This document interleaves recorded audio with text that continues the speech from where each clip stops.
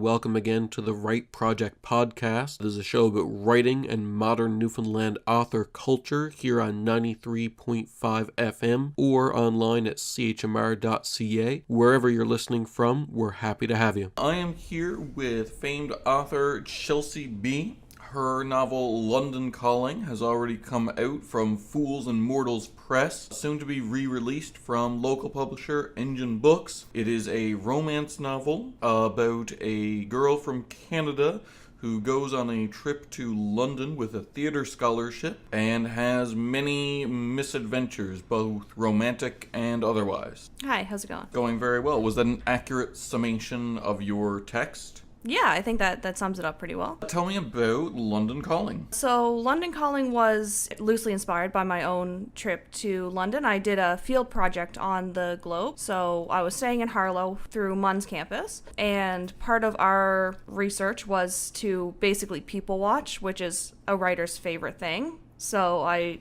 sat on the wall by the Thames and would just kind of sit there for hours and hours and take pictures and track different data on like who was going, who was, attending the theater, who was walking by, what they were doing while they were there. And it gets really, really boring. So I started to kind of think of a story that could happen there. And so that's kind of what inspired the setting for the whole story. That sounds almost anthropological. Like, I did things like that in anthropology, where it's like, go here, people watch how they interact with one another. What course was that for? It was the English Cultural Landscape program through Harlow, and so basically we did MUN geography and folklore classes. Interesting. Yeah, and so the geography was more townscape than other types of geography. Those weren't my majors, but I really enjoyed them for the purposes of that project, and so it was really good too, because we already had about 6 weeks of classroom knowledge at MUN before we left, so I already had a base knowledge of the actual architecture of the globe, and that all those pictures and all that research and literally reading my own paper that I wrote helped describe everything when I was actually writing. Someone recently told me that it was a surreal experience to see those buildings in person, not the least of which because in photographs and in textbooks, it's always the focus of the photo is always the famous building itself. And they kind of crop out the fact that literally next door are other normal modern day buildings. So it's just all over the place. Like it exists in the center of a city and you expect it to almost be isolated. It is a strange experience too, and seeing how we've touched it, made our impact on it as well. For those who know, the globe burned down twice. So they have a sprinkler. Wait, are you saying you burned down the globe?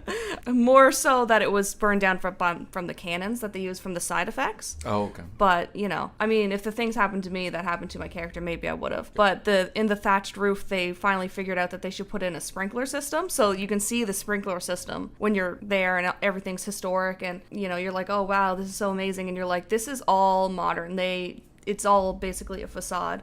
And there's a coffee shop that I used to hang out in that I realized all of the workers happened to hang out in as well, because it was a little bit down an alleyway and you couldn't really find it. And so then that inspired one in the book as well. Oh. And so, I mean, in the Globe, like, they have their uniforms and you sit down in there and it's all just people who know each other wearing this uniform. And then there was like me, like, writing. A friend of mine who's an author is actually in the Globe as we speak. I believe he actually might be in the building when this airs, but he's a guy named Connor McCreary.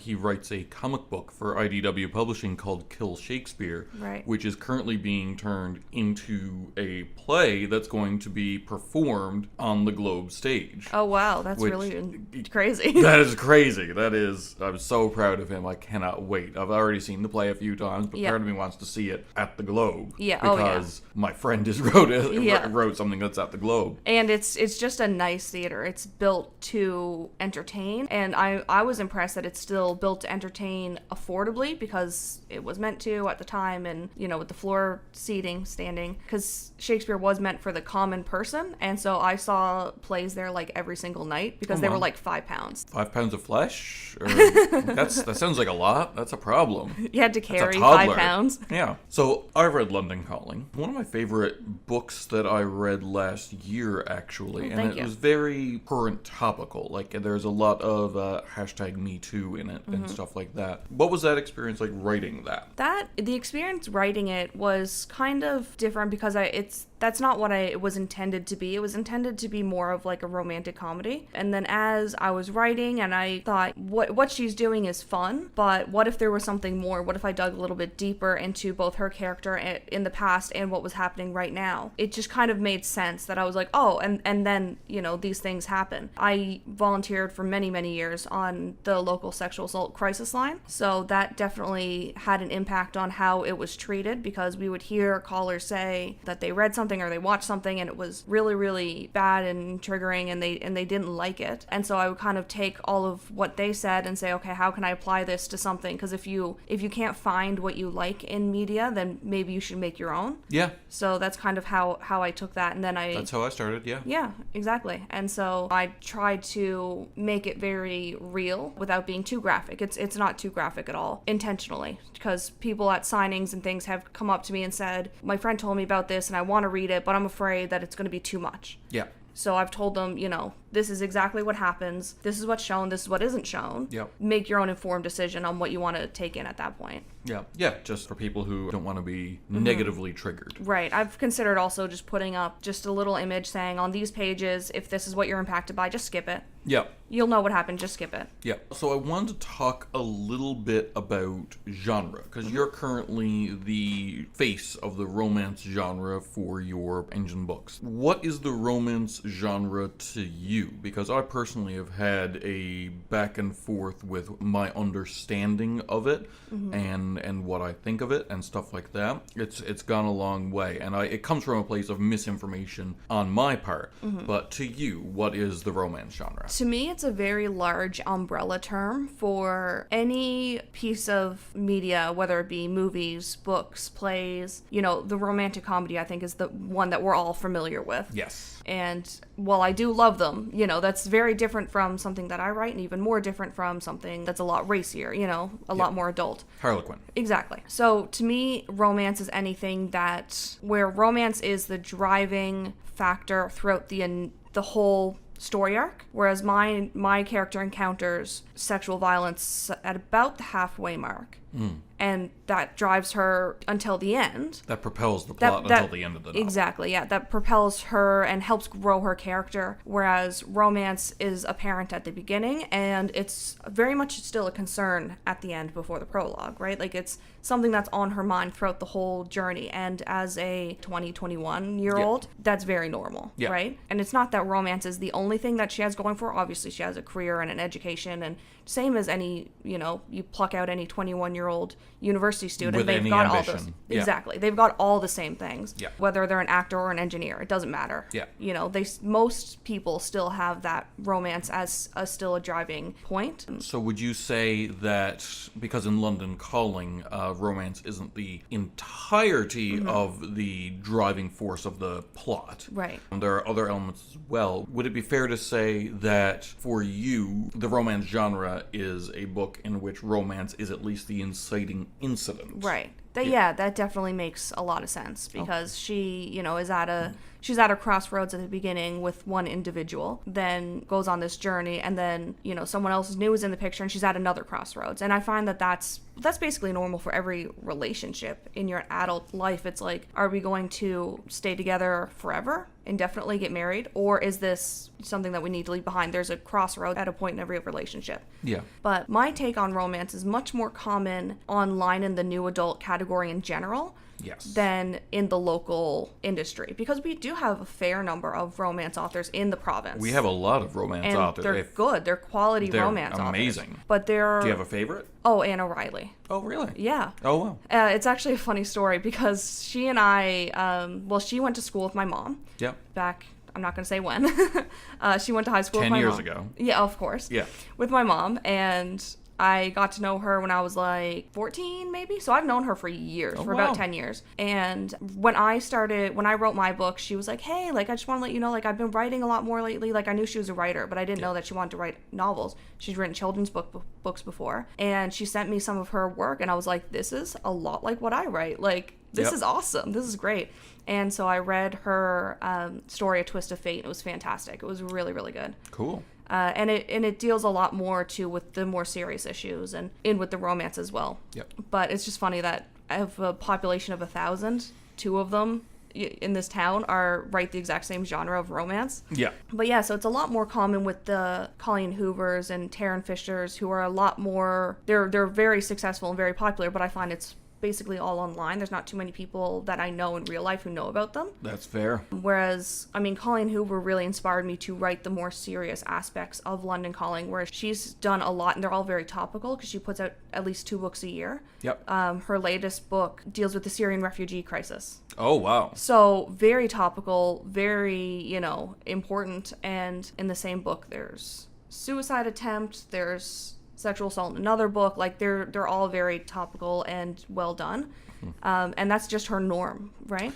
To me, to my understanding of the genre, that's when it starts to actually come up against just lit fiction or contemporary lit fiction. Right. And I'm fine with that. To me, humanity's need to put everything in a box is part of our detriment. Right. You know what I mean? Like, when it comes to literature as well as humans. Like, the fact that we need these boxes with hard edges and you're not allowed to bleed into another box while you're in this box. Right. That's silly. Yeah. Personally, I write a lot of stuff that is genre defying. Right.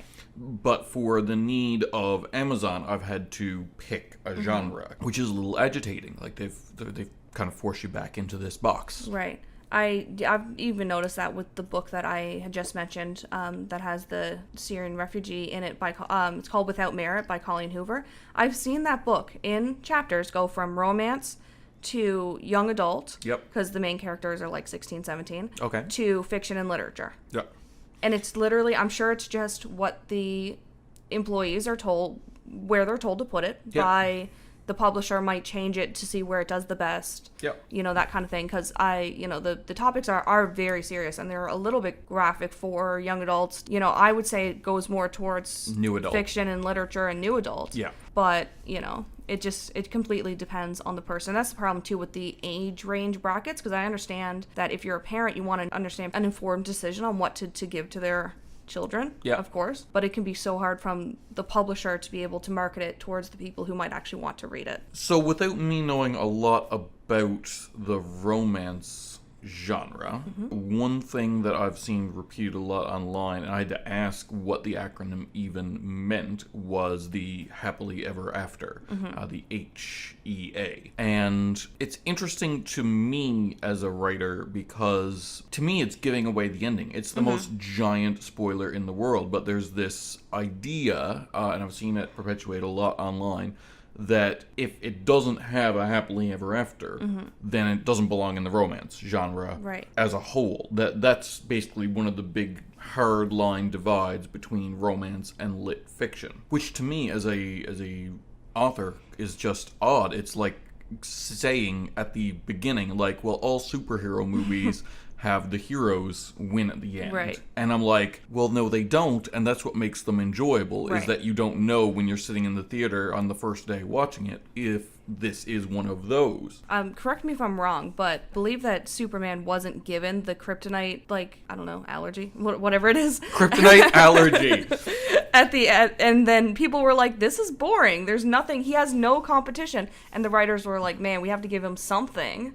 And so they were like, we'll give him this thing. Ironically enough, kryptonite was invented on the Superman radio show in the 30s. Interesting. Yeah. But yeah, so I have a couple of thoughts on the happily ever afters, because I've had a lot of conversations with my friends who read a lot of romance about it. The first that I've kind of theorized about is that London Calling is not the story of Olivia's life. It's the story of how she met Duncan. Okay. So, of course, spoiler alert, there's going to be happily ever after at the end, because it's about the beginning of their relationship and how they became a stable couple together. How they became a unit. Exactly, yeah. I see.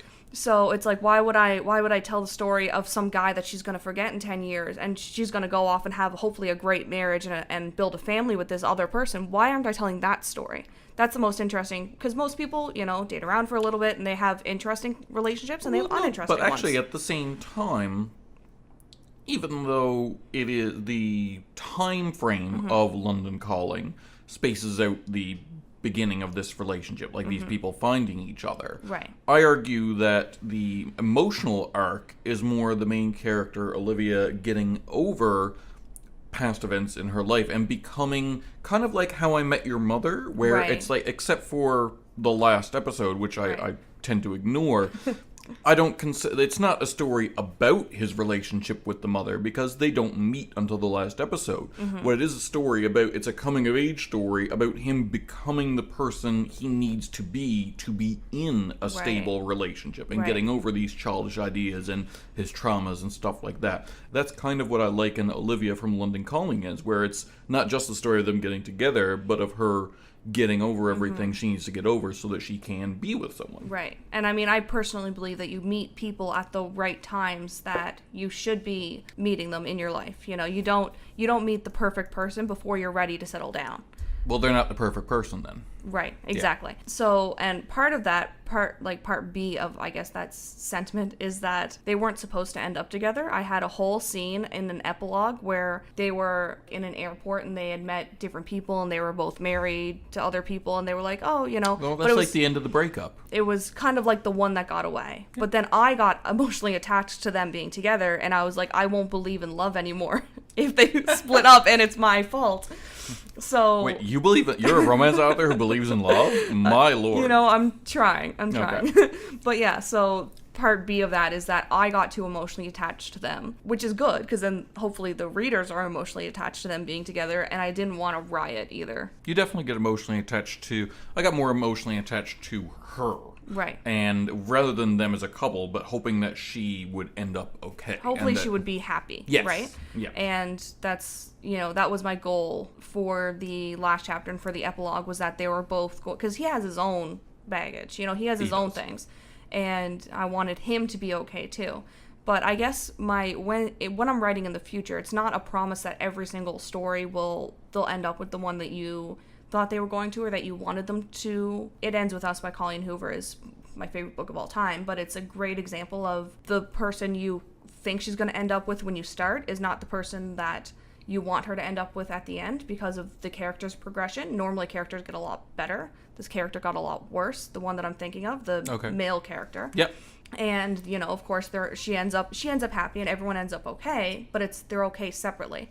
And that's what I think of as like the Pixar ending, where, you know, Carl doesn't take Ellie to Paradise Falls, but what happens is arguably better, right? Yeah. So everything ends up okay and everything ends up happy. It's just not what you wanted, but it's what should have happened. Yeah. But it's not what you realize should have happened. Yeah, I like that. I find the romance genre interesting because it exists in most of contemporary classical fiction.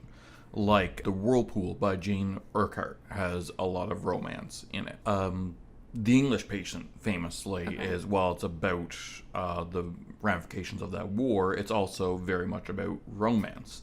To me, romance is a stable part and a necessary part of most literary fiction, which is interesting because in that way, romance skates along that edge of not being genre fiction more than any other genre. Like, you can't say of literary fiction that most parts of literary fiction also have spaceships in it, the way that sci-fi does. You know what I mean? Like, that would not be true. Like, literary fiction would be totally okay if spaceships just went from everyone's consciousness. Yeah, if it would not be okay if Facebook. Romance, you know, it's touchy. Yeah, exactly. To the point where I remember doing my English degree, there were a lot of one of my favorite authors is F. Scott Fitzgerald.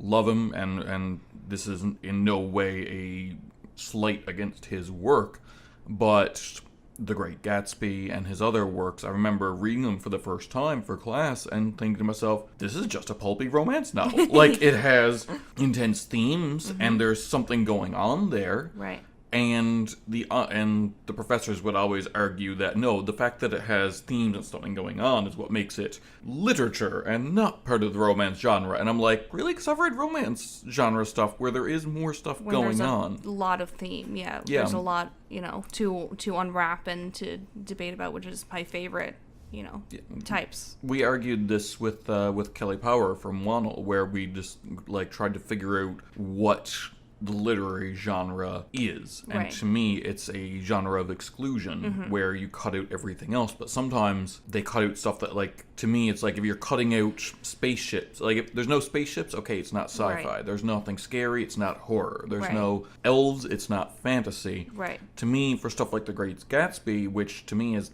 my favorite novel of all time, I think, right up there with To Kill a Mockingbird Right. and The Color Purple. Those are my three hallowed Right. favorites. But to me, they made a mistake when they were excluding genre and they cut out romance. I'm like, well, no, I think it actually does fit in the romance genre. And I find with contemporary, or not contemporary, with literary fiction as well, sometimes it will, when it first came out, it was genre. Well, You they know, were even, they sold the paperbacks of The Great Gatsby with pulpy romance covers for Yeah. a long time. Like, because that's who wanted to read it. Yes, I mean, now you buy it and it's usually got a picture of the eyes because it wants to speak to theme and stuff like that. But for a long time, for its original paperback runs, it was just like a barrel-chested man smoking a cigarette and, looking Yeah. longingly to the camera. Yeah, because they knew their audience before it had, acclaim and fame and everything else. Before the majority of its copies were sold to students. Right. They knew who wanted to read it and they sold it to those people. And then once it became okay, once it becomes okay to like genre fiction, like especially when you start going into classics and literary fiction, that's where it starts to get very blurry as well with the genre. Like The Clockwork Orange, one of my top pieces as well, is very genre. It's still studied and it's still enjoyed. Yeah. Right? Oh, The Clockwork Orange is extremely, yeah. I often wish that we could do classes of, here's a class made up only of local books from the last 5 years. Like, Right. you can't go back further than that. You have to make up your class in this to kind of, because I think a lot of the stuff that's put out now, London Calling I would put under this umbrella, are worthy of critical analysis, and you can read more into it and stuff like that, and you can approach the text from a variety of ways. And I think that that's important because we found The Great Gatsby when someone took what was essentially a pulpy novel and looked at it with a critical eye. And that's when we discovered, there is more to this. And we've never broken away from that. Not that I want them to stop studying those, because I found it in a Mun classroom and I loved it. And Right. I've read it a dozen times since. But I would like if there was at least one class where there was a mandate to, we're only going to look at local books from the last 5 years to see if we can discover new critical darlings. Right. Yeah, no, I totally agree with that. And I mean, I don't see any reason why that wouldn't go over well. I mean, right now, I know throughout my degree, I did so many courses that were like, Victorian literature. Victorian literature 2. Victorian literature 12. Victorian literature between this time period and this time period. And, you can get into, especially the historical context of when this was written, what was the norm, what made this different. Was it written by a woman? Because that automatically makes it a little bit different, depending on the era. Depending on the era. Yeah. Fun fact, Jane Austen never saw her name in print because it was Pride and Prejudice, written by a woman. Sense and Sensibility, written by the author of Pride and Prejudice. So I'm glad that engine will print my name. Yes. Yes. But yeah, I mean, that's isn't that what Shakespeare was? It was media for the masses, because if you haven't read Shakespeare outside of the classroom, I recommend you do so, because it's a lot of inappropriate jokes and just hilarity. Well, I actually always make the argument, going London Callings about Shakespeare and the Globe and stuff like that, as much as it's about the characters. I always make the argument that if you haven't seen Shakespeare, if you haven't read Shakespeare outside the classroom, don't read it, watch it, because that's what he intended. Yes, for sure. Go out to Perchance Theater out in Cupid's. I go every year. I see everything that they put out. And, I mean, not only is it a good production, but it's the way that it's meant to be enjoyed. And it's a beautiful theater. Don't get me wrong. And you can, I bring snacks, and it's great. To me, people who today, I'm going to get a lot of flack for saying this, but to me, people who today focus on the reading of Shakespeare rather than the viewing of it, Right. are akin to people today who say, I didn't read the book, I watched the movie, and that's the same thing. I'm like, well, Right. it's not. It's that, you know what I mean? Like, Yeah. it's how the author originally intended to approach the material, so that should be the medium that it's at least approached from at some point. Especially to begin with, because, personally, I think that we think of Shakespeare as, well, boring, and, we read it in a classroom, and I think we don't go watch it because that's not the way that our school system is designed to take in media. It's meant to be taken in a classroom. And, my teachers would kind of try to combat that by getting us to read it aloud. That's always the worst. Oh, getting 14-year-old Chelsea to read Julius Caesar, it doesn't work. It's not fun. No. And nobody wants it. Yeah. And, especially when you see the classroom experience in Canada and in England, because I saw that a lot too. When I was there studying it, you would see, I'd be lined up to go see my show after sitting there all day. And there would be a classroom of British children, who were going to school in London. And because I was there at the end of the school year, so I'm sure it was their last week, let's go do something fun. We're going to go see Macbeth, and I was like, oh man, we're going to go see Macbeth at the Globe. And I was like, okay, that is awesome. I wanted to do that, but we didn't get to do that. And part of it is just because we don't have the Globe around the corner. Yep. Which is really unfortunate. I actually don't find Shakespeare boring in the slightest, but what I compare it to is the oddest comparison ever, and people kind of look at me sideways. I compare it to Weapon X from the X-Men. Okay. People who read the Weapon X graphic novel now, I've had this experience a dozen or so times where they're like, oh, I'm trying to get into comic books. What do I read? And they go and they look up the top selling stuff. So they read Watchmen, fine. Yeah. The Dark Knight, fine. Weapon X. And when they get to Weapon X, they are just disappointed because all it is a slasher movie's take on Wolverine, the character of Wolverine, where he is the slasher. It's him. It's the entire Weapon X graphic novel is from the point of view of the scientists, and he's the experiment that's breaking out and just going to cut through them all. Right. And he's the boogeyman. He's not the hero. You'd never see his internal monologue. Right. So people read this, and the predominant emotion afterwards is, that was such a waste. This story doesn't say anything that wasn't told before, because in the second X-Men movie, in all the Wolverine movies, they touch on this, oh, he was made into a weapon. In every Wolverine story since, they go, oh, he's been made into a weapon. And that's the only story beat of this story, is that, oh, he was made into a weapon. And so it's boring, because they already know what's... Basically, everything since has been a derivative of it. Right. So when you read it, you feel like you've already read it and you're bored. Right. And I think that's what happened. This is a long way around a weird comparison, but I think that's what happens with Shakespeare, is that so much is derived from it that by the time you get around to being 14 or 15 and reading it, or older, you've already absorbed all the beats of that story. Right. Yeah. I totally understand that. And I found that when we were reading it, it was a lot of focus, not just from, don't get me wrong, I had fantastic high school English teachers. There's nothing on them. But if you put the teacher aside and you just looked at the text we were reading, it wasn't just the words. It was every single word that is not directly used in our modern dialect was defined. And it was a lot of explaining the jokes.